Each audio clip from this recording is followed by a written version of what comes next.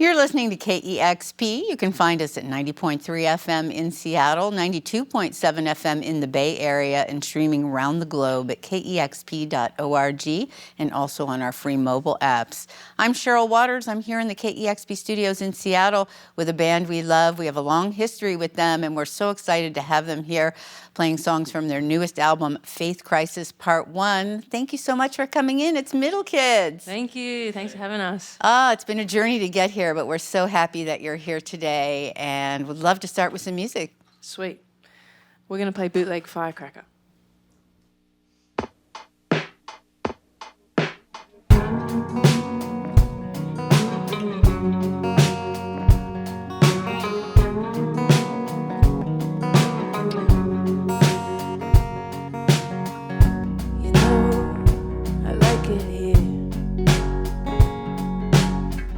It's weird when it appears. The magic in the space between us. You and me, this place we dreamed of. You go outside to feed the meter until I next see you. I'll keep moving till I see you cruising in the night. I'm an average dancer. It's not the point that I am.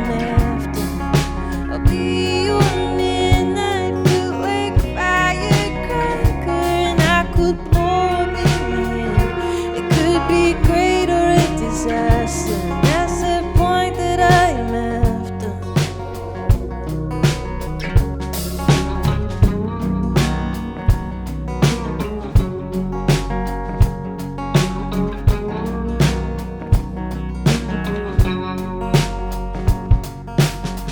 There's risk, I guarantee. When there's skin, you tend to bleed. But I'd rather be fighting a losing battle than to live with me in my shadow. There's always a chance on the way for a win, even a small one. So I'll keep moving till I see you cruising in the night. I am an average dancer. It's not the point that I am after.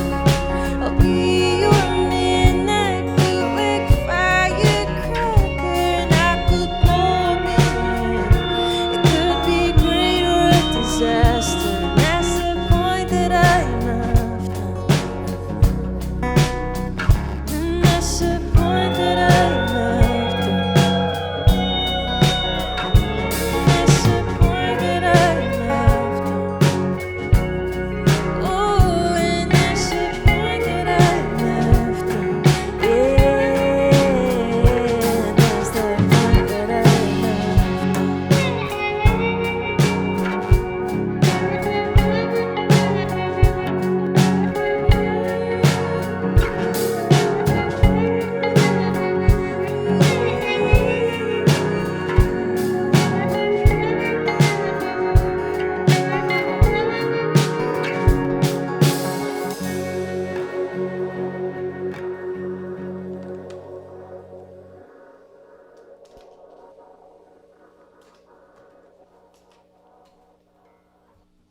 You're listening to Middle Kids live on KEXP.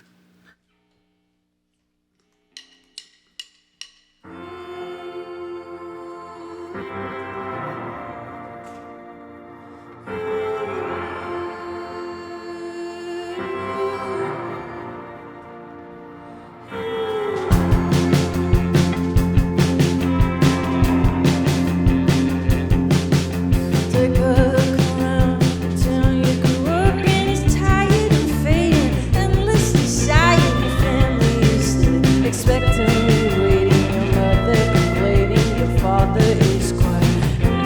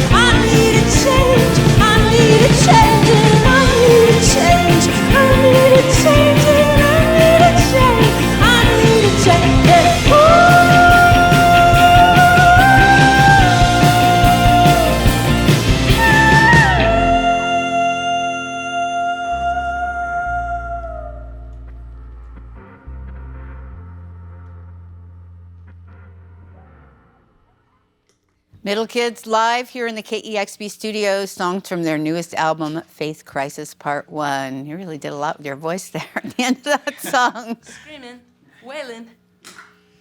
All right, this is Dramamine.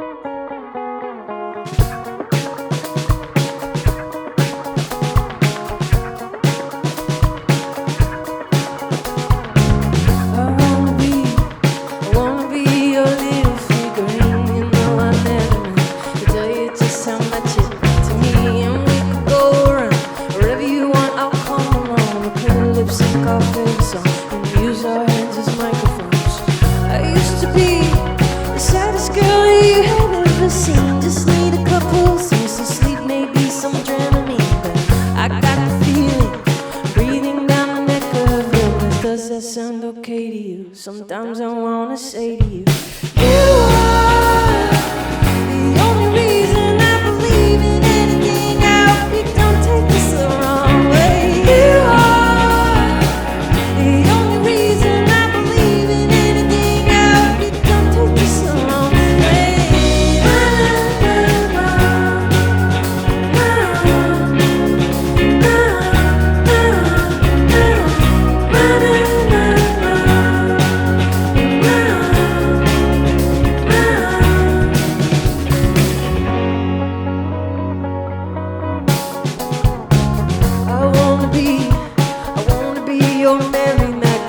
We'll show up to the execution in a beat-up limousine. Then we could drive around wherever you want in this whole town, reenact the movie scene and read old music magazines. I used to be a kid who never wanted to be seen. Let people jump all over me, the human trampoline. But I got the feeling I'm stronger on the other side. Hey, does that sound okay to you? Sometimes I wanna say to you, you are the only reason I believe in anything. I hope you don't take this the wrong way. You are the only reason I believe in anything. I hope you don't take this the wrong way. You are the only reason I believe in anything and anything and anything.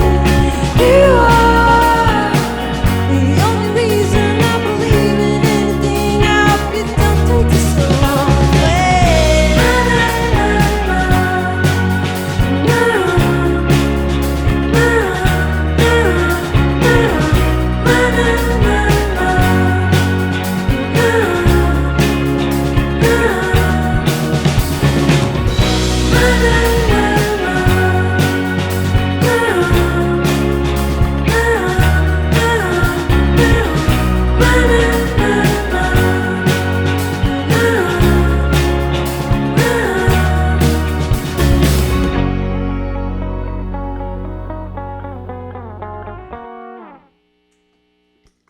So fun. Here in the KEXP studios, it's Middle Kids.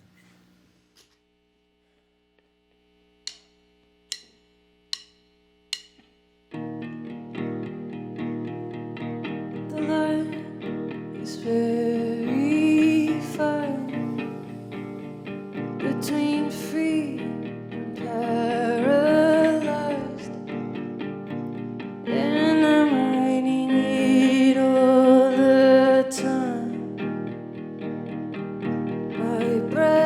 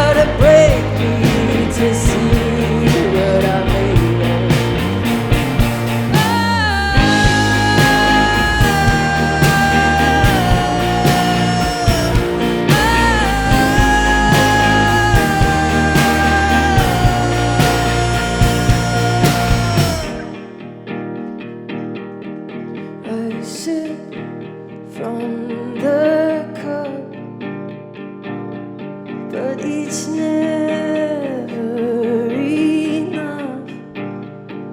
I think the well has all dried up, and I think the world is all messed up, because I'm one bend away from a break.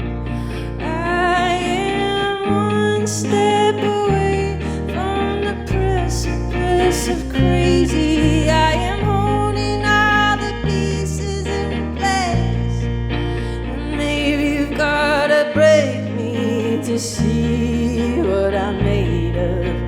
I am running away. I am one step away. I am holding all the pieces in place. Maybe you gotta break me to see what I'm made of.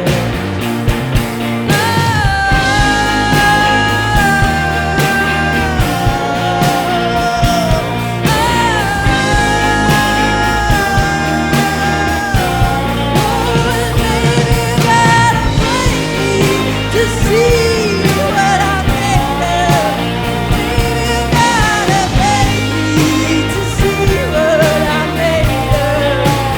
Maybe you gotta break me to see what I'm made of. And maybe you've got to break me to see what I'm made of.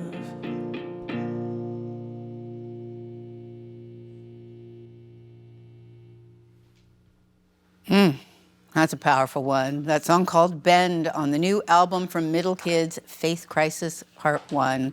What an incredible performance. It's such a joy to have you here. Thank you all so much for coming today. Thank you.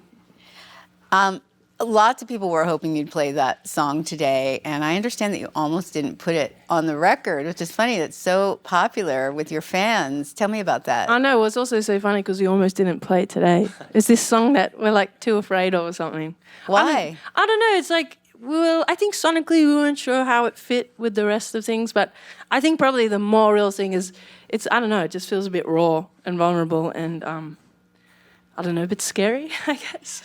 Well, it's interesting because you said that you've started to realize that one of your most inspired moments are when you're just trying to be present in your life. And that song sort of feels like it's representative of that. Are you Yes. moving in that direction with your songwriting? I think so. Yeah, I feel like I'm noticing like the moments when I'm the most present. It's like I feel like so much of me wants to escape from the present, you know, because the present is always, for me, like a mix of the good and the bad. And, you know, I feel like it's easy to just want to tap out. But I find that actually so much of my job as a human is to stay present as an artist, you know, and I feel like that's where that deep well of, I think, song and creativity is. But I'm just like at war with myself all the time, you know. Well, and you're a mother now of 2. Congratulations. Thank you. Just had another child. So you've probably got to stay pretty present with that as well, I imagine. Well, yeah, and actually that's a real gift, you know. It's like very constant, it's always the moment to moment with kids, you know. So, yeah, thanks for that, little kids. Well, I'm absolutely in love with this new album, and I understand that it was quite a journey making the record. You said that making it was very intense and took a lot out of the band, but the vision was always clear. Tell me about that. Yeah, well, we were very excited to work with Jonathan Gilmour in the UK, who's worked with some of our favorite bands, and it came together very quickly. But we ended up spending about 5 or 6 weeks with no days off in the studio with him, and I think we sort of bit off more than we could chew, and we all went crazy. And he's a workaholic, and then I'm kind of a workaholic, and we were co-producing, so it just led to, you know, by the end, we had a lot of stuff we were very proud of, but it drove us a bit crazy. Yeah. But At what cost? yeah, I think what we wanted to do and what we talked to him about early on was record music, you know, with real instruments, quote unquote, but that felt like sonically very arresting and that could compete in a way with sort of electronic sound. So he really was amazing at crafting drum sounds and guitar sounds and vocal sounds that just felt like very pristine and beautiful and arresting. Yeah. That's a lot of days in a row in the studio. You must have been just totally immersed. Fully. And it's so different to the way we made our last couple records. That was very like patchwork quilty, a little bit here, a little bit there, and we just kind of saw it all together. Yeah. But this time we just went deep into the tunnel. And it always starts off very euphoric at the start, and then halfway through, it just, none of the songs feel like they're coming together, and it just feels, you sort of enter the dark night of the soul. And then we sort of emerged. But we didn't emerge euphorically. We sort of emerged like, what do we have here? And then as it got mixed, we realized that it was something we were proud of. So that was nice. Well, the name of the album, Faith Crisis Part 1, is kind of a 180 from your last record to Today We're the Greatest. I mean, or maybe not. I mean, you said that it started to become clear so much of what you're writing about was a wrestle between belief and hope, and that a lot of your preconceived ideas were challenged and broken down. Can you talk a little bit about that? Yeah, I think it was funny because it wasn't like I was even trying to do that. And it wasn't until after we put all the songs together we just saw such a clear thread that was going on. And to be honest, I feel like that is a lot in the first two records, but it just felt quite crystallized in this record. I don't know, I think, partly becoming a mother, partly in the times that we were in, it was like kind of a tough time. And I think that I just felt like quite chaotic out in the world and quite chaotic inside me eternally. And so there was some like foundational shifts. And but I think it's really healthy. And that's kind of why we did the part 1, because I start realizing that so much of life is that you will have like a thesis and then something will come and challenge that. And then you have to kind of figure out what to do with this new information that doesn't like fit anymore. And you're kind of constantly evolving what you believe to be true. And so I guess the part 1 is kind of like an expectation that, we'll get many more, as opposed to like another record. But, helpfully, I guess they can kind of produce records, so hooray.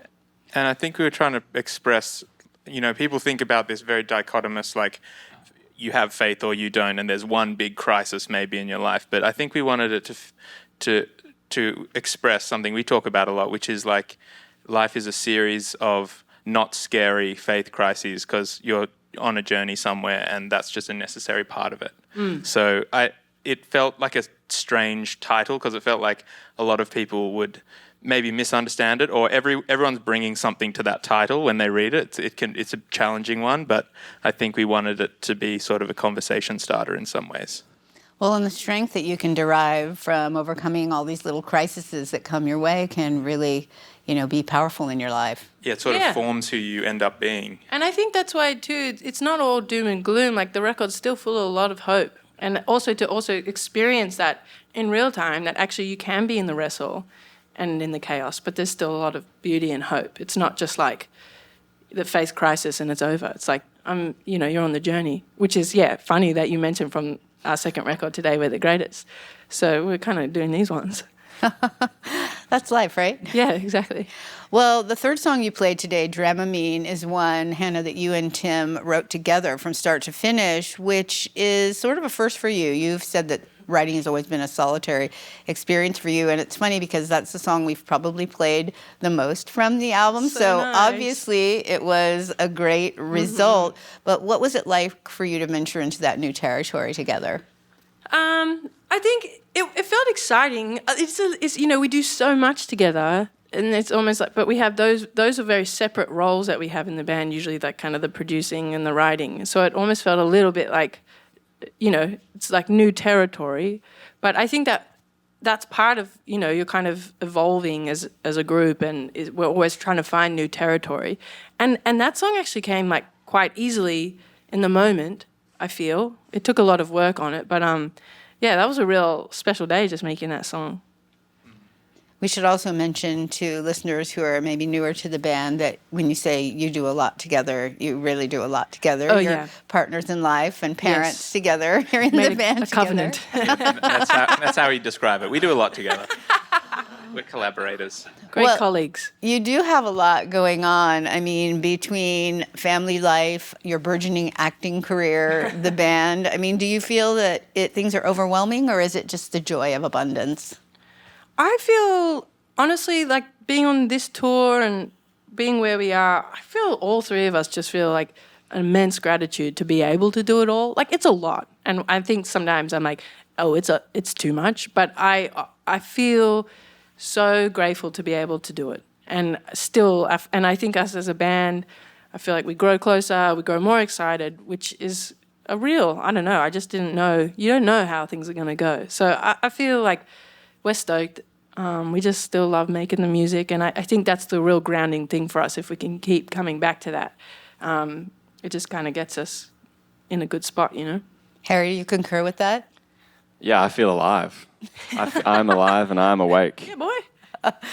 Well, we loved having you here. We appreciate you always making the time. I remember the first time I saw you, I don't even remember what year it was, in Reykjavik at KEXP Hostel. Yes. So long ago. And so when I say we've been on this fun journey together, the last time I saw you for a KEXP session, you were in Sydney. Yeah. And I was standing right where you are, right there, Hannah, talking to you remotely. And so happy that we were able to continue to do those sessions during that remote time. Yeah. But it's so great to have you here today, and such a wonderful record. Makes me excited to see what's next. Thank you. Thanks, Cheryl. Yeah. Thanks to the band today. Middle Kids are so wonderful. You can learn more about them and so many other artists at KEXP.org. We are listener powered. You can make a gift anytime at KEXP.org to support discovery and great sessions like this one. And subscribe to our YouTube channel. You'll get notification every time we launch a new video. And once again, a huge thank you to Middle Kids. Thank you. You're listening to KEXP, where the music matters.